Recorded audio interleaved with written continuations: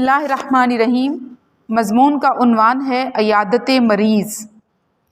صحت اور بیماری ساتھ ساتھ ہیں۔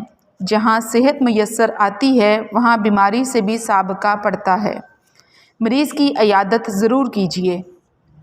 عیادت اجتماعی زندگی کی ایک ضرورت ہی نہیں بلکہ یہ ایک مسلمان پر دوسرے مسلمان بھائی کا حق ہے اور اللہ سے محبت کا ایک لازمی تقاضا ہے۔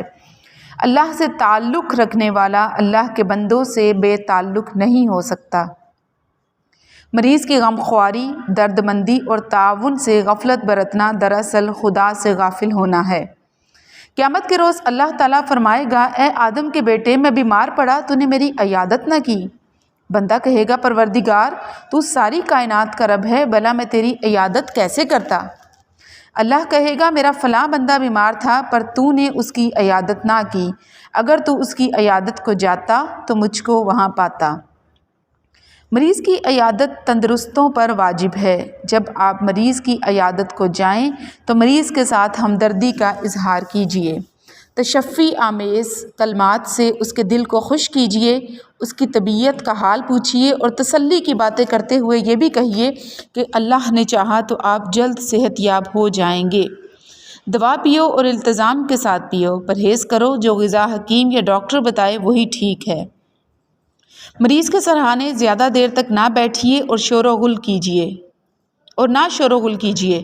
ہاں، اگر مریض آپ سے کچھ دیر بیٹھنے کا تقاضا کرے تو کچھ دیر ضرور بیٹھیے۔ مریض کے متعلقین سے بھی مریض کا حال پوچھیے اور ہمدردی کا اظہار کیجیے۔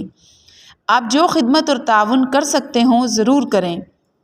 غیر مسلم کی عیادت بھی کرنی چاہیے اور اسے بھی تسلی و تشفی کی باتوں سے خوش کیجیے۔ دوا یا غذا جس کی اسے ضرورت ہو اس کے حصول میں اس کی مدد کیجیے۔ یہی چیز معاشرے کی جان ہے۔ مریض کے گھر عیادت کے لیے پہنچیں تو ادھر ادھر تاکتے نہ رہیں۔ آپ کے بیٹھنے سے گھر کی خواتین کو تکلیف نہ ہو کہ وہ بیچاری پردہ کرتی پھریں۔ بہرحال آپ کو چاہیے آپ بیمار کی عیادت ضرور کریں مگر اہل خانہ کو تکلیف نہ دیں۔ نہ اونچی آواز سے باتیں کریں۔ بیمار کے لیے اللہ تعالیٰ سے بھی دعا کریں۔ موسم کا میوہ بھی کبھی کبھی مریض کے لیے لے جائیں تاکہ وہ آپ کے خلوص کا معترف ہونے کے ساتھ آپ کے لیے دعا بھی کرے۔